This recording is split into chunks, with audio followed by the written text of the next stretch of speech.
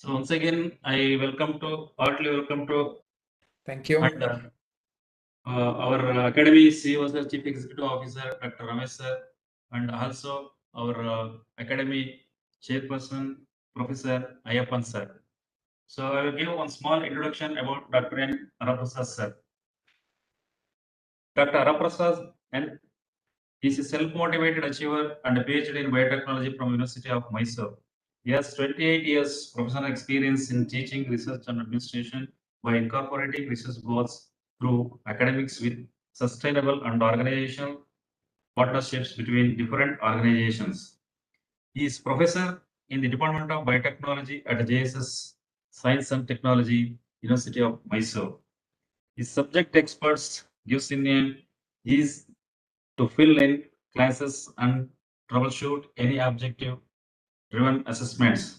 His research insights include plant pathology, screening of artificial compounds, medical biotechnology, biosimilars, signal reduction in metabolic disorders with the special reference to infects and non-infections diseases which are widespread in Indian population. He has supervised 47 UG and PG students for their dissertation work and presently guiding one doctoral student. One of his doctoral students has successfully completed his PhD program. He has to his credit 39 research publications, one published book, and has co-authored one book chapter. And also is a strategic leader with proven track record of building and leading effective cross-functional curriculum and driving change in initiatives at all phases of academics. He is a proficient problem solver with analytical skills necessary for today's academician. He is a proactive agent and spends time in student environment, encouraging learning, motivating, and promoting to bring the best out of them by pointing their strengths and weakness in appropriate manner to bring in value-added results not only at personal level but also academically. He is a Jesus orator and has delivered many workshops for students, researchers, professionals, and academicians. He has an outstanding academicians and administrator who coordinate and communicates between fast-paced students and highly skilled professionals.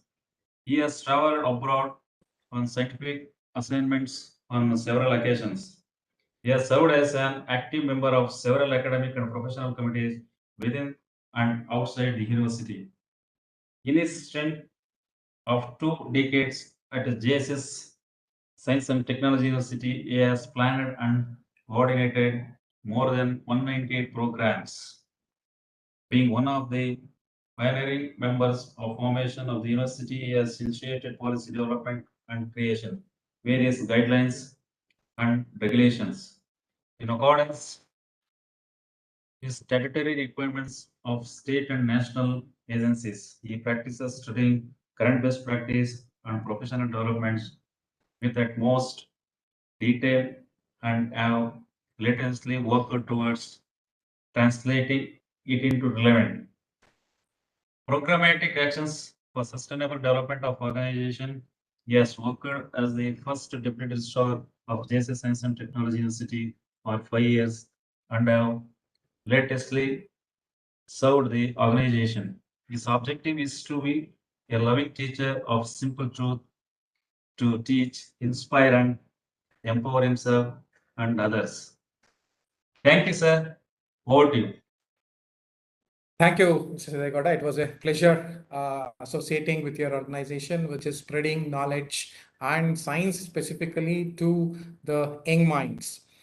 So, good afternoon, everybody. This is Dr. Haraprasad, and today I am eager to connect with all of you who are young at heart and also young in age to receive and perceive all the kinds of knowledge surrounding you. Today is the knowledge era, and I'm going to just introduce you to a topic I have chosen, recombinant DNA technology, which is going to transform the way you live and the way you lead life in future. So I can call this the future technology for all of you to look into.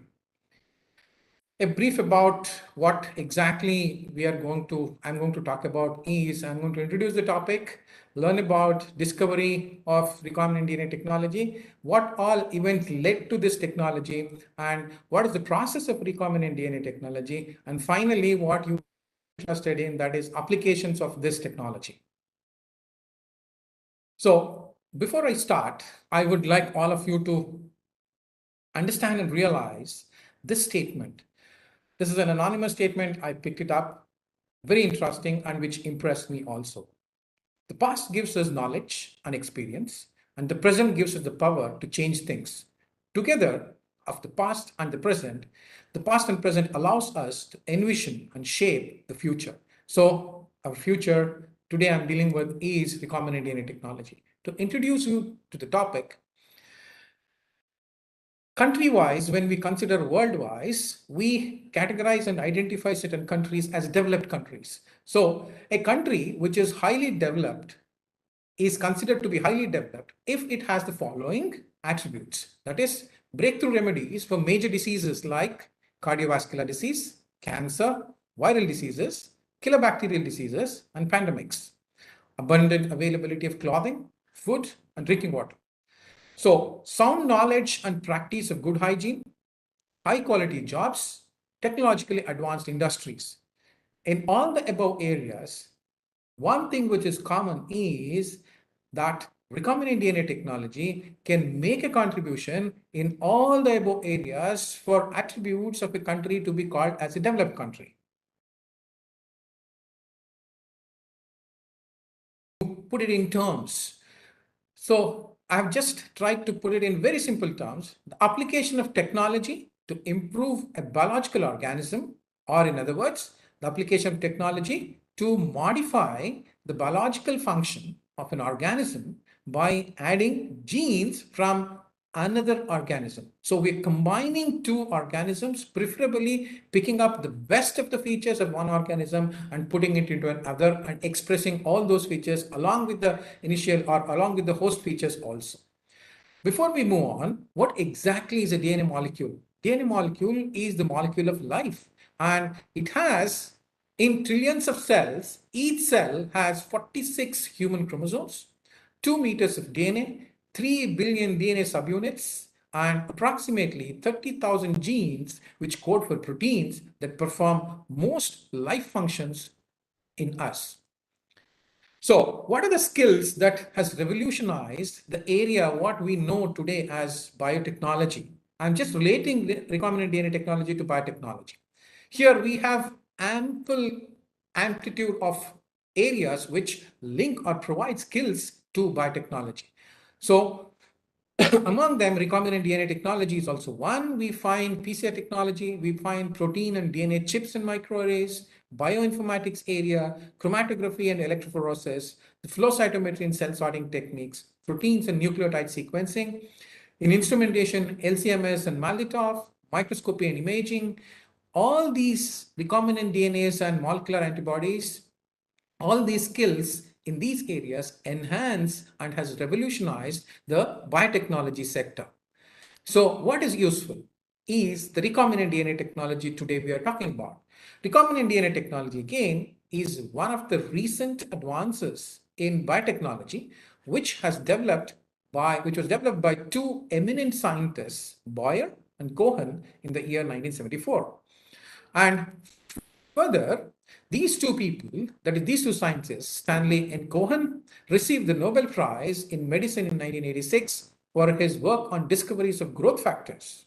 And Herbert Boyer, 1936, who constructed the first DNA using bacterial DNA and plasmids, both of them together got this Nobel Prize for recombinant DNA technology.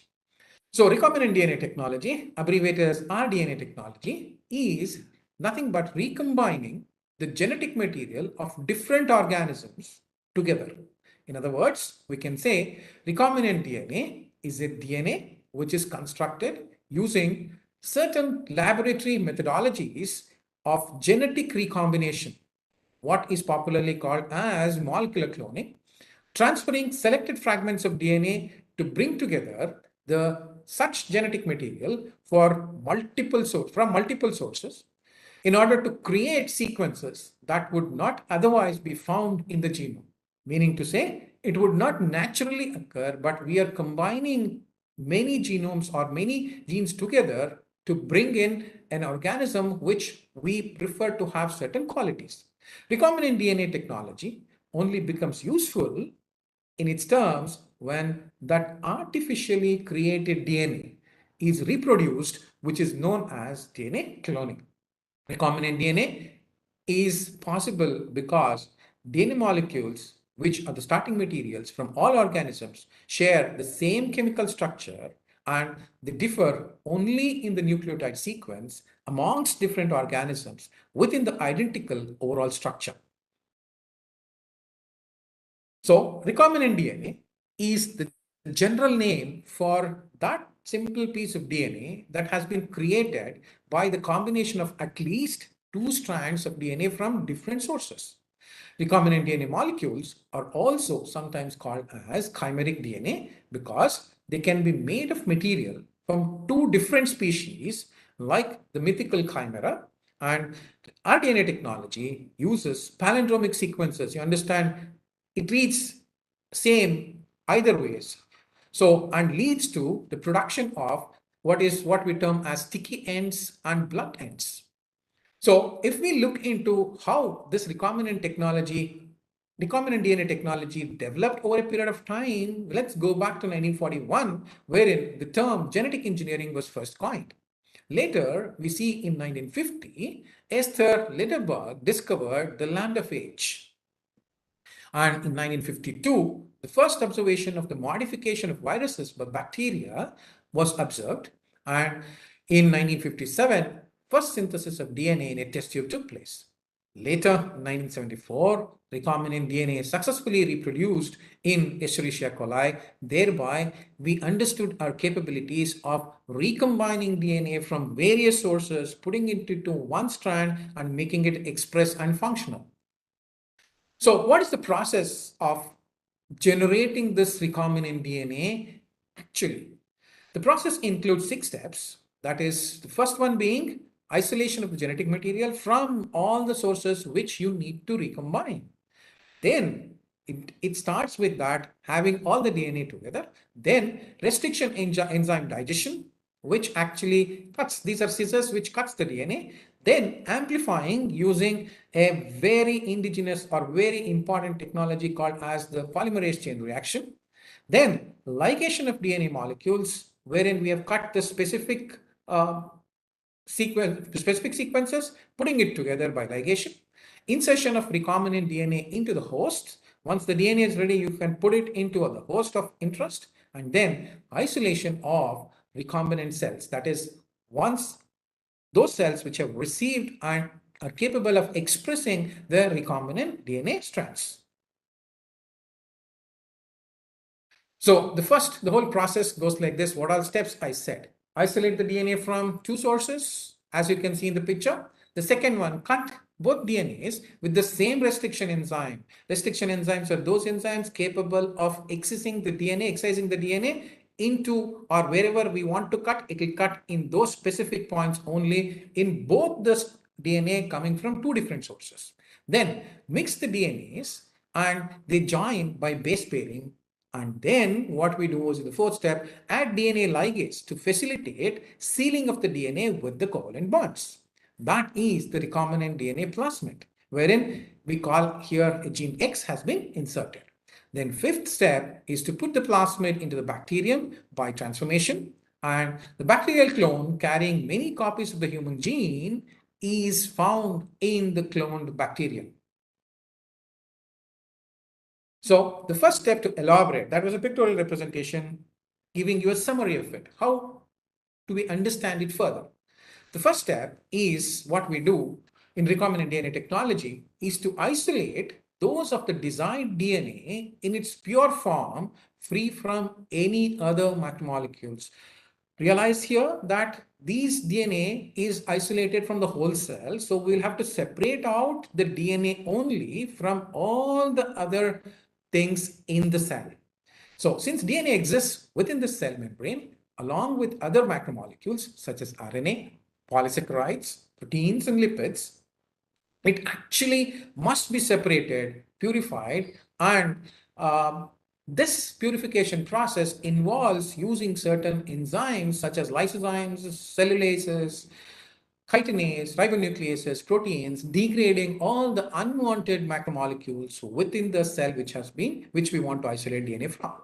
So there are other macromolecules which are removable with other enzymes or treatments, and ultimately what we arrive at is the addition of ethanol, and this addition of ethanol to the solution causes the DNA in the solution to precipitate out as fine threads, and this is then spooled out to give a purified DNA. Of course, I'm telling you the very simplest form of isolating DNA, but there are other processes and methodologies also for isolating and purifying DNA. Second step is restriction enzyme digestion. Restriction enzymes act as molecular scissors. These are typically like scissors and you use it to cut anything. Here you're cutting DNA, which has the capability to splice the DNA at specific sites. There are specific restriction enzymes which cuts any DNA at the same specific site irrespective of the source from which it comes from. And the process involves incubation of the purified DNA you have got from the first step with the selected restriction enzyme and providing optimal conditions for action of the specific enzyme. So the technique, which you all might have heard as agarose gel electrophoresis, actually provides us a visual of the progress of restriction enzyme digestion, how it has been cut into various fragments. And this agarose gel electrophoresis involves running out the DNA on an agarose gel, and on the application of providing current, the negatively charged DNA travels to the positive electrode and is actually separated out based on the size of each of the fragments. This separation allows the cutting out the digested DNA fragments which we are interested in. So the vector DNA, which it is referred to as, is also processed using the same procedure. That is, this is the host DNA. The vector DNA also, which is used as a vehicle to travel or to put it into the new transformed organism, is called as a vector. So DNA from the vector is also isolated using the same procedure. So cutting the DNA, as I was telling you, using restriction enzymes is very interesting. This here is an example. The restriction enzymes EcoR1, which is one of the restriction enzymes, cuts a circular DNA molecule bearing one target sequence, resulting in a linear molecule with single-stranded sticky ends. You all know DNA is a double-stranded molecule. So once it is excised or it is cut by restriction enzyme EcoR1, it becomes linearized, it becomes single-stranded, and it generates sticky ends. So this is how it cuts. The recognition sequence is GAATTTC, and EcoR1 recognizes this sequence and cleavages at G side, so at both the ends. So it generates sticky ends as shown in the picture. So the third step is, once you have the DNA excised with the restriction enzymes, you amplify it using a very important technology or important process called as polymerase chain reaction. This PCR is a method of making multiple copies of a DNA sequence using the enzyme, which you all might have heard as DNA polymerase, and this is done in vitro. Excuse me. This helps to amplify a single copy or a few copies of DNA into thousands to millions of copies. Depends on how many cycles you carry out. The PCR reactions are run on a thermal cycler or a PCR machine, which is called as, using the following components. It has a template, that is a DNA to be amplified.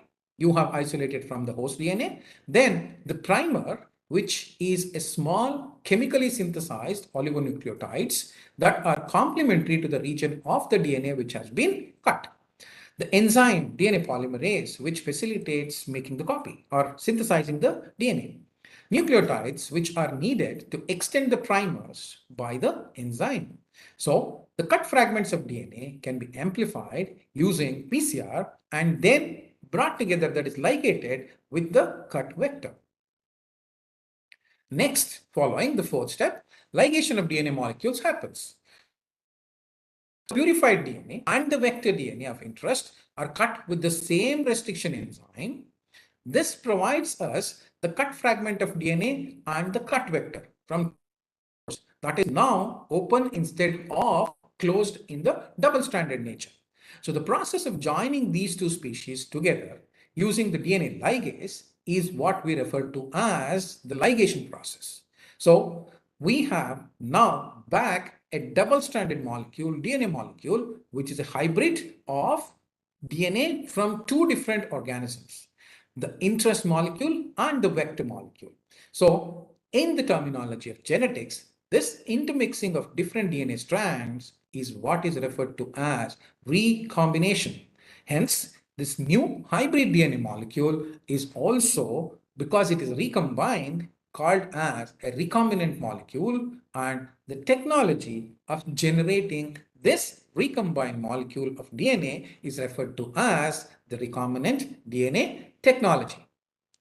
So the insertion of the recombinant DNA into the host is what is the next step. So in this step, the recombinant DNA is introduced into a recipient host cell, that is mostly bacterial cell, because of the convenience it provides. And this process of recombining the DNA, introducing the recombined DNA into a recipient host cell is called as transformation.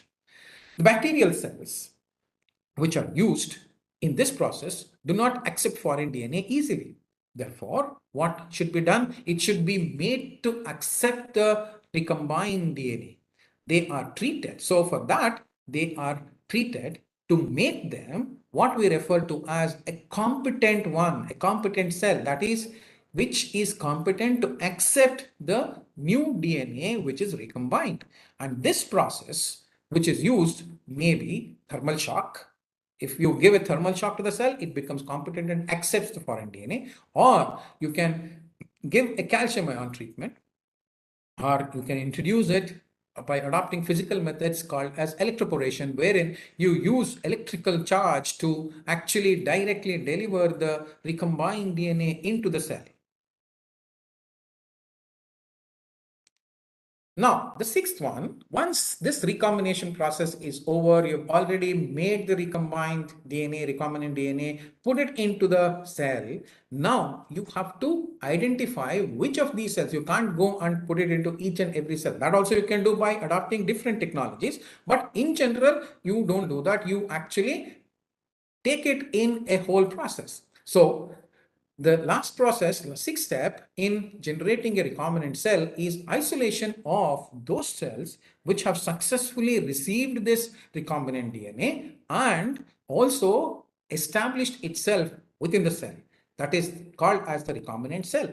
So the transformation process generates a mixed population of transformed, that is the cell which has received the recombinant DNA and also established itself in the cell in a functional manner, and those cells which are referred to as non-transformed cells which has not received the DNA at all, or recombinant DNA at all. So we have to separate it out. So this process of separation, or you can also call it as selection process, involves filtering the transformed host cells only. That is, we want only those cells which are transformed and has the recombinant DNA. So for this process, we use for isolation of recombinant cell from non-recombinant cell, a marker gene of plasmid vector which is employed. So what we do, we want to have something wherein we can identify specifically which cell has received the recombinant DNA. So for example, take a vector called as PBR322 plasmid, which contains what we can use as a marker gene, that is ampicillin resistant gene and tetracycline resistant gene. So this gene, which is capable of rendering that quality to the cell to grow in an atmosphere of an antibiotic. Two antibiotics we have mentioned here as an example. One is ampicillin and tetracycline. Rest of the cells is not able to grow in the presence of these two antibiotics. Hence, whatever cells grows is definitely resistant, and that is what we have introduced as a marker gene. So when PST1 recombinant DNA, recombinant cells is used, it knockouts ampicillin resistant gene and the plasmid so that the recombinant cell becomes sensitive to ampicillin. So that is how we will be able to isolate the recombined cells from a mixed group of cells having both recombined and non-recombined cells. So with that, we now have a recombinant cell with us. That is how the whole process takes place. I have told you in a very simple manner as to how we can isolate or what is the process involved in generating a recombinant cell. Now let us move on to why do this? Why do we want to have recombined cells? Why do we actually attempt to do such an experiment of combining DNA from different organisms into one organism? Why do we do that? It has very important, useful, beneficial applications. So what are the applications of recombinant DNA technology? Recombinant DNA is widely used in biotechnology, medicine, and actually research to carry out understanding of various facts in a very simply broken manner. That is, we break it into pieces, try to understand how things work, and carry scientists do that research to understand how life form actually carries out the way it exists and how it can exist in a better manner. Then it is also recombinant DNA technology is used to identify, map, and sequence genes and to determine their functions. So it is used to identify genes, it is used to map the gene sequences, and also to determine how they function in the cell. It is also used, or recombinant proteins are widely used as reagents in laboratory experiments, in various diagnostic tests it's used, and applications of medicines, for example, in insulin production. You know, very popular company called as Biocon, which manufactures insulin in this manner. Practical applications of recombinant DNA are found in various categories of industries: food production, enzyme production, textile industry, meat production industry, etc. And another very important application which transforms the human life and alleviates us from sufferances of various diseases which are very complex in nature, that is by correcting at the root itself, that is gene therapy. It is used as an attempt to correct the gene defects which gives rise to hereditary diseases which otherwise is not at all curable. So recombinant DNA technology is also used to detect the presence of, for example, viruses like HIV. And today we also have vaccines which are manufactured to combat viruses like the COVID-19 virus. And we use it in several clinical diagnosis like the ELISA. And you are very much aware of its use in various diagnostic tests, various pathological diagnostic tests, which every one of us undergo when we encounter certain diseased condition. Further, I mentioned about why recombinant DNA technology. It's very interesting because we can produce transgenic animals, that is, recombine cells with special features, and these animals express these genes with special features. So in generation of transgenic animals, we see that genes of interest, specifically those beneficial to mankind, can be inserted into animals using recombinant DNA technology so as to produce transgenic animals. For example, it helps with the production of better farm animals so as to ensure more commercial benefits, production of certain commercially important proteins like the goat milk protein, and pharmaceutical compounds in such transgenic animals is also possible, like the insulin. And biotechnologists have successfully produced transgenic pigs, sheep, rats, and cattle. The picture on top, you see amongst the rats, you see some of the rats which are green in color. These are recombinant rats expressing a recombinant fluorescent gene, which makes it more attractive. Similarly, we can use it for various research activities also in expressing our gene of interest and verifying what are the functionalities of it in a mice model or a rat model. And what is below, you must have all seen the transgenic animal, the first of its kind, what we call it as dolly, is the one picture you're seeing. Of course, these are the pictures which are of transgenic animals. The transgenic cow produced 13% more milk protein than the normal one. Tracy is the first transgenic animal to produce a recombinant protein in her milk.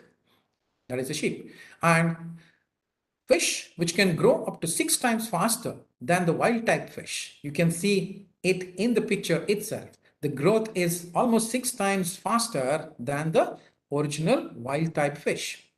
Enviropig, which is a recombinant, which is produced by recombinant DNA technology, a transgenic animal with special features in the pig. And of course, before moving on further, this is nothing new, I think. All of you can relate this cloning and recombinant DNA technology to our mythological stories.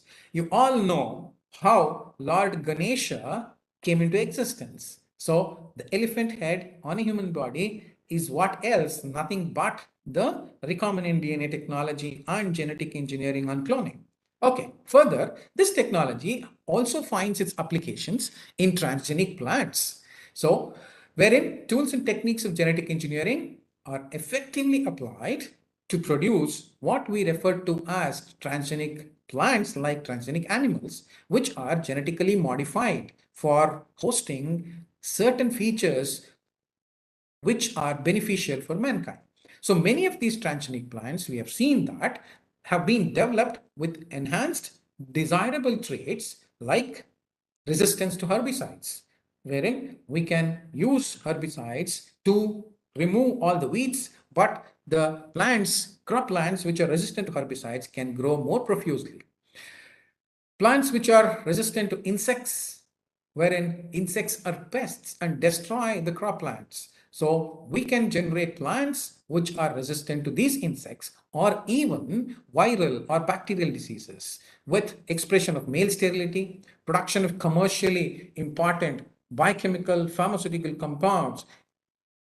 Scientists have also gone beyond in producing vaccines, which are vaccines in plants, plant vaccines, which are edible in nature. So you need not take a prick. You can just eat that fruit or vegetable, and you also are rendered the vaccine, which is termed as edible vaccines. So transgenic plants have transformed the way we approach our solutions to our life.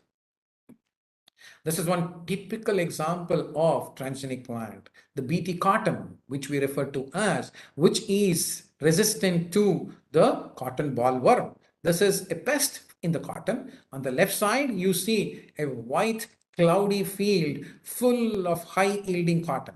On the right side, the same variety of cotton, which was grown without any resistant gene, or which is called as non-Bt cotton, that is the normal wild variety cotton. The same variety, but it doesn't contain the resistant gene, transformed resistant gene, which can protect itself from the cotton bollworm. Hence, you see, whole crop is destroyed by cotton bollworm. And you see a brown empty field with no yield at all. So imagine the amount of benefit these farmers can get from such a technology, which we are talking as recombinant DNA technology. So going further, it also finds application in production of vaccines, which are referred to as recombinant vaccines. So in the present scenario, you understand its relevance more so. So a number of vaccines have been produced biologically utilizing recombinant DNA technology. These vaccines are effective against numerous serious diseases which we have encountered and caused by bacteria, viruses, or even protozoans, which includes vaccines for polio. We have been able to eradicate this almost in the world. Malaria, cholera, hepatitis. Most of you will have received the hepatitis vaccine. Rabies, of course, a dreaded disease which we have been able to encounter, which we have been able to control using the rabies vaccine. The smallpox vaccine, and presently all of you would have taken the COVID vaccine and COVID-19 recombinant vaccine, which has protected you from this dreaded pandemic. So the generation of DNA vaccines has revolutionized the approach of treatment of infectious diseases, including the present pandemic. We don't stop there. We also find applications of recombinant DNA technology in producing recombinant hormones, wherein using recombinant DNA technology, bacterial cells, like for example, you have heard E. coli, can be transformed for production of different fine chemicals like insulin, somatostatin, somatotrophin, p-endorphin, and also human insulin hormone, that is humulin, is the first therapeutic product which was produced by the application of recombinant DNA technology. And one of our own living in Karnataka, the company which has popularly made its name across the world is Biocon, and it manufactures this human insulin using recombinant DNA technology. Next, the application is found in interferons, generation of interferons. Interferons, as you've heard, are glycoproteins produced in very small amounts by the virus-infected cells. So why is it produced? They have antiviral and even anti-cancerous properties. So by recombinant DNA technology method, we see that the gene of human fibroblast, which actually produce interferons in human beings, is inserted into the bacterial plasmid. So instead of human cells producing interferons, here bacterial cells are producing interferons. And these genetically engineered bacteria are cloned, cultured, so that the gene is expressed and the interferons are produced in fairly high quantities because of the number of cells which are available, which is highly restricted in the human body itself. So we have free growing transformed bacteria which can produce interferons and cure a lot of people suffering from various disease conditions. Next, we have recombinant DNA technology being applied in generation of engineered antibiotics. So antibiotics, as you all know, are produced by microorganisms and are very effective against different viral, bacterial, or protozoan diseases. So some of the important antibiotics which you have heard is tetracycline, penicillin, streptomycin, novobiocin, bactericin, etc. So all of these antibiotics, which are capable of producing these antibiotics, can be done using recombinant DNA technology.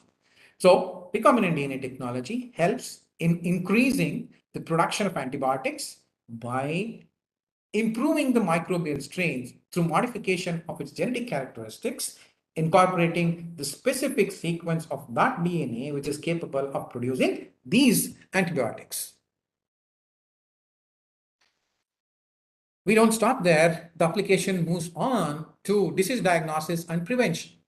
So recombinant DNA technology, we see that have greatly evolved over a period of time as a problem solver of conventional methods for diagnosis of diseases. We also term it as molecular diagnostics, and it provides methods for not only prevention of a number of diseases like AIDS, cholera. We have monoclonal antibodies which are useful tools for disease diagnosis and also in many ways treating them for alleviation of the disease condition in human beings. And gene therapy has almost transformed the way and have paved hope for those of them, people who were actually suffering from genetic disorders. Gene therapy is undoubtedly the most beneficial area of genetic engineering or recombinant DNA technology for human beings. We find that it is the treatment of diseases by transfer and expression of gene into the patient's cells so as to ensure the restoration of normal cellular activity, which otherwise was destroyed by the diseased condition, whatever the disease might be, wherein gene therapy is employed. And we also find the applications of recombinant DNA technology in forensics. The applications of the recombinant DNA technology in forensics largely rely on the unique capability which of recombinant DNA, which provides us a provision to conduct a test which is termed as DNA fingerprinting. This is like your fingerprinting. You all understand what is fingerprinting. Fingerprinting is unique to all individuals, and we can identify a person by their fingerprints. Similarly, the DNA also has a fingerprint of itself, which is referred to as DNA fingerprinting, very effectively used in forensics. So, which is a great tool for identifying any person by analyzing their DNA from any source. And DNA fingerprinting helps to solve the problems of parentage, identify criminals, and further, not just identify criminals, DNA fingerprinting can also identify any living form like animals, plants, microbial cells, and everything which is found in a crime scene and relate to recreating the crime scene in a very effective manner, which will solve the crime, which will help solve the crime in a very effective manner also. So one of the eminent problems we all are facing today is environmental pollution. How to protect environment from these polluting agents. Genetic engineering or recombinant DNA technology has also found its applications to environmental protection in various manners. Most important here to mention are the new approaches specifically used for waste treatment and bioremediation. You all know the major approach in environmental protection is the use of recombinant DNA technology for degradation of toxic pollutants which harm the environment, including plastics, for example. Scientists have been able to generate a recombined bacterial cell which is capable of degrading many plastic material, or even the oil spills you've all heard of, which is a very dangerous thing and very dangerous for polluting the oceans. So in event of oil spill, it is very difficult to scum out the oil from the oceans. But scientists have been successfully identified or produced recombinant cells, recombinant bacteria, which are capable of degrading these oil in the oil spills and clarifying the oil on the ocean, in the ocean. And it finds application in energy production. What is specifically, because it is biological in nature, we refer it to as biological energy production. Recombinant DNA technology plays an essentially important role in beneficial and large scale production of biofuels like the biogas, biohydrogen, biodiesel, bioethanol, and many other forms of energies. So genetic engineering helps to improve these organisms for obtaining higher product yields and product tolerance for working or for processing in a very hostile environment. Genetically stable, high producing microorganisms are the ones which are being used for in modern DNA techniques or modern recombinant DNA techniques, which actually aid in an efficient production of bioenergy. There are various technologies which you all can be interested and look into. For example, you have microalgae, which can be grown for energy purposes. But these are all the advantages and benefits of recombinant DNA technology, what I have been introducing you to now. But one question comes into mind. Is it all good all the way through? Like any other technology, recombinant DNA technology also has certain limitations. So let us understand, does it have any sort of limitations at all? Because all through I have shown you or we have discussed about, it has large amount of benefits for the mankind and it does It provides us a lot of answers for those situations, those difficult situations wherein we were not able to find any solution at all. So recombinant DNA technology has provided that solution.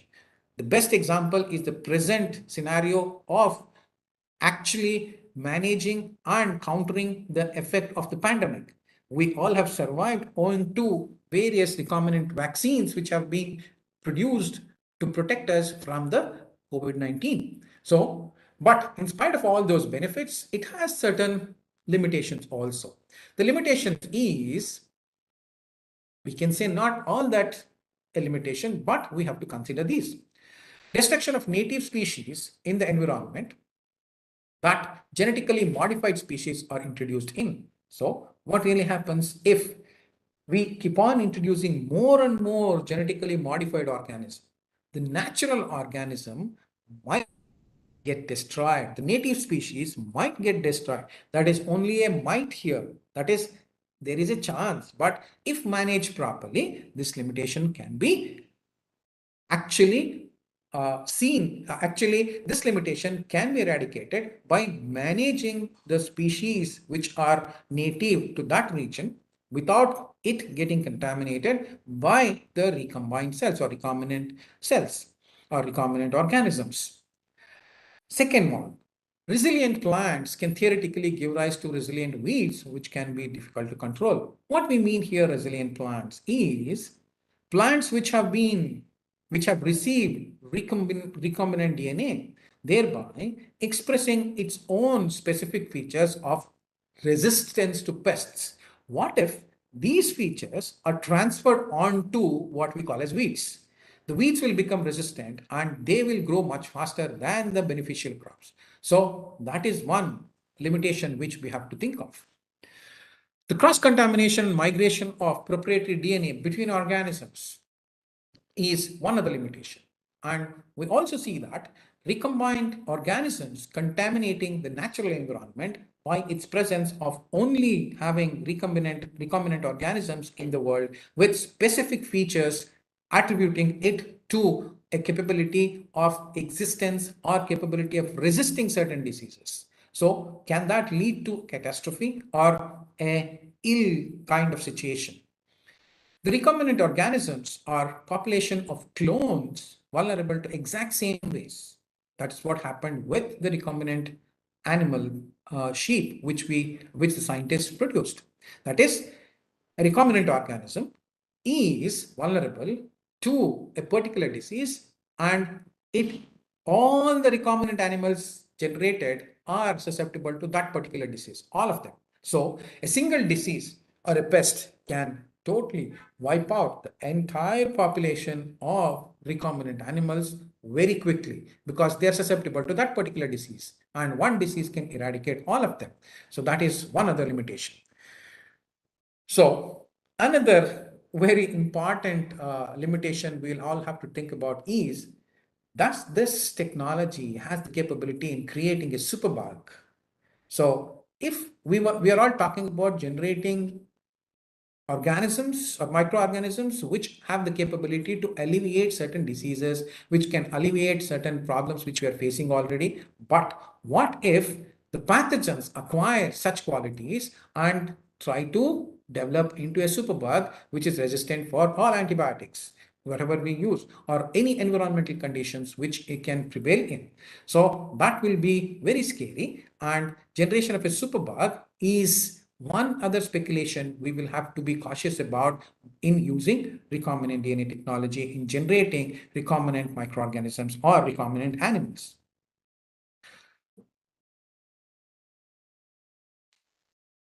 So there is one other very important limitation which we all have to keep in mind all through our effort in generating cloned animals or recombinant animals or plants in wherever area we are applying recombinant DNA technology. That is the ethical concern about humans trying to play God and mess with the nature's way of selection. We should never be doing it. It is exaggerated by the fear of unknown of what all can be created using the technology and how is it going to impact the civilization. Are we going to create superbugs? Are we going to create superhuman beings? Are we going to create super animals capable of producing certain products which in abundant quantities?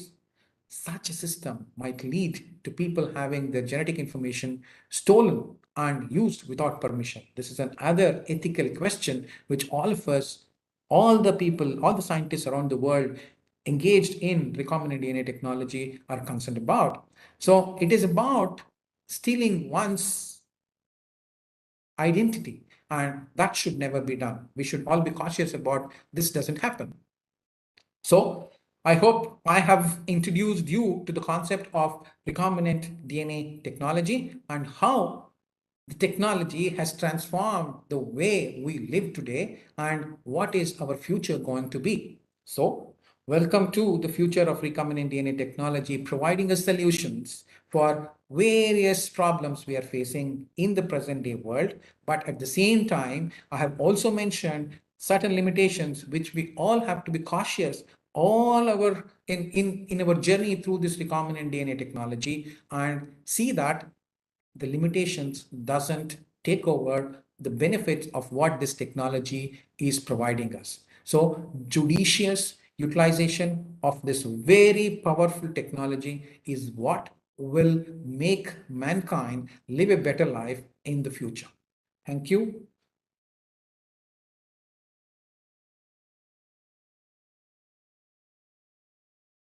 If any questions are posted, I will be happy to answer. If at all, any of that. Students, any questions from today's topic?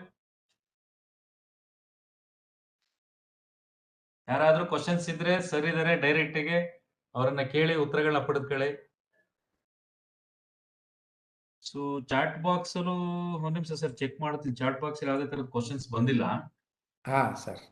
So ನೀವು ಕಳಿಸಿರ್ತಕ್ಕಂಥ questions ನಾನು ಈಗ already had ಮಾಡಿದೀನಿ. I see that. So ಏನಾದ್ರೂ questions ಇದ್ರೆ you can post me to my mail ID also. Yes, sir. But all you have to clarify, you have my mail ID. I sent through mail. So thank you, sir. Thank you very much for providing me this opportunity. I thank the chairman, Dr. Ramesh, Mr. Siddegowda, for facilitating me in delivering this bit of knowledge and sharing it with all the young minds. It was a wonderful opportunity provided. I thank everyone and I thank our institution, JSS Science and Technology University, and all its authorities for providing me this opportunity or for helping me around in presenting this lecture to all the students. Thank you one and all. Welcome and thank you, sir, once again. So ಇವತ್ತಿನ ಉಪನ್ಯಾಸ ಕಾರ್ಯಕ್ರಮದಲ್ಲಿ doctor ಹರಪ್ರಸಾದ್ sir ಅವರು ಕೊಟ್ಟಂತ recombinant of DNA recombinant techniques ಮೇಲೆ ಭಾರಿ ಸರಳವಾಗಿ ಮತ್ತು ಸುಲಲಿತವಾಗಿ ಕನ್ನಡ ಮತ್ತು ಇಂಗ್ಲಿಷ್ ಎರಡರಲ್ಲೂ ಕೂಡ ವಿದ್ಯಾರ್ಥಿಗಳಿಗೆ ಪೂರಕವಾಗುವ ಮುಂದಿನ JEE ಮತ್ತೆ ಅವರ CET ಎಕ್ಸಾಮ್ಗಳಿಗೆ ಅನುಕೂಲವಾಗುವಂತೆ ಪೂರಕವಾಗಿ ತಾವು ಕೊಟ್ಟಂತ ಉಪನ್ಯಾಸ ಕಾರ್ಯಕ್ರಮವು ಭಾರಿ ಸರಳವಾಗಿ ಚೆನ್ನಾಗಿ ಮೂಡಿ ಬಂದಿದೆ sir. Thank you, sir. It's an immense pleasure to thank you, Dr. Haraprasad. Thank you, sir. All students, recombinant DNA technology ಅಂದ್ರೆ ಗಣೇಶನ್ ನೆನೆಸ್ಕೊಳ್ಳಿ. ಸೊ ನಿಮ್ಗೆ recombinant DNA technology ಮರೆಯೋದೇ ಇಲ್ಲ. ಹೌದು sir. So for this wonderful speech on today's topic, this talk has given many information to the students. I greatly thank you, sir, from KSTA and personally, sir. Yeah, thank you very much, Siddegowda. I thank KSTA as a whole for providing this opportunity. And I also thank our KSTA CEO, Dr. Ramesh sir, for this encouragement to organize this talent search program. I am gratefully thank you, sir. And I also thank our chairman Ayappan sir and our colleagues, technicians, staff members for their participants to conduct this program. And once again, thank each and everyone. Okay, thank you, sir. Thank you, sir. So ವಿದ್ಯಾರ್ಥಿಗಳಿಗೆ ಒಂದು ಸೂಚನೆ. ಇವತ್ತು ಹರಪ್ರಸಾದ್ Nanjundappa sir ಅವರು ಕೊಟ್ಟಿರ್ತಕ್ಕಂಥ 2 ಪ್ರಶ್ನೆಗಳಿಗೆ ನಾಳೆ ಸರಿಯಾದ ಉತ್ತರಗಳನ್ನು ಇವತ್ತು ಯಾರೇ ಹಾಜರಾಗಿದ್ರೆ ವಿದ್ಯಾರ್ಥಿಗಳು ಎಲ್ಲರೂ ಕೂಡ ಬರೆದು ನಾಳೆ 10:30 11 ಗಂಟೆ ಅಷ್ಟೊಳಗೆ ನಮ್ಮ ವೆಬಿನಾರ್ ಗ್ರೂಪ್ ಇಮೇಲ್ ಐಡಿಗೆ ಕಳುಹಿಸತಕ್ಕದ್ದು. ಹಾಗೂ ನಾಳಿನ ಉಪನ್ಯಾಸ ಕಾರ್ಯಕ್ರಮದಲ್ಲಿ ಡಾಕ್ಟರ್ ಮಧುಸೂದನ್ ರೆಡ್ಡಿ ಎಂಬಿ ಇವರು ರಸಾಯನಶಾಸ್ತ್ರ ವಿಭಾಗದಲ್ಲಿ ಆಕ್ಸಿಡೇಷನ್ಸ್ ಅಂಡ್ ರೆಡಾಕ್ಸ್ ರಿಯಾಕ್ಷನ್ಸ್ ಎಂಬ ವಿಷಯದ ಮೇಲೆ ಉಪನ್ಯಾಸ ನಡೆಸಿಕೊಡಲಿದ್ದಾರೆ. ಸೊ ಎಲ್ಲಾ ವಿದ್ಯಾರ್ಥಿಗಳು ಹಾಜರಾಗಬೇಕೆಂದು ಮತ್ತೊಮ್ಮೆ ಕರ್ನಾಟಕ ವಿಜ್ಞಾನ ಮತ್ತು ತಂತ್ರಜ್ಞಾನ ಇಲಾಖೆ ಅಕಾಡೆಮಿ ವತಿಯಿಂದ ತಿಳಿಸುತ್ತಿದ್ದೇವೆ. ಹಾಗೂ ಕಡ್ಡಾಯವಾಗಿ ಹಾಜರಾಗುತ್ತಿರುವ ವಿದ್ಯಾರ್ಥಿಗಳನ್ನು ಗುರುತಿಸಿ ಬೈಜಸ್ ಸಂಸ್ಥೆಯು ಉಚಿತವಾಗಿ ವಿದ್ಯಾರ್ಥಿಗಳಿಗೆ ತರಬೇತಿ ಕಾರ್ಯಕ್ರಮವನ್ನು ಹಮ್ಮಿಕೊಂಡಿದ್ದು, ತಾವುಗಳೆಲ್ಲರೂ ಹೆಚ್ಚಿನ ಸಂಖ್ಯೆಯಲ್ಲಿ ಹಾಜರಾಗಬೇಕಾಗಿ ಮತ್ತೊಮ್ಮೆ ಕೋರುತ್ತಿದ್ದೇವೆ. Thank you sir. Thank you Arun. Thank you.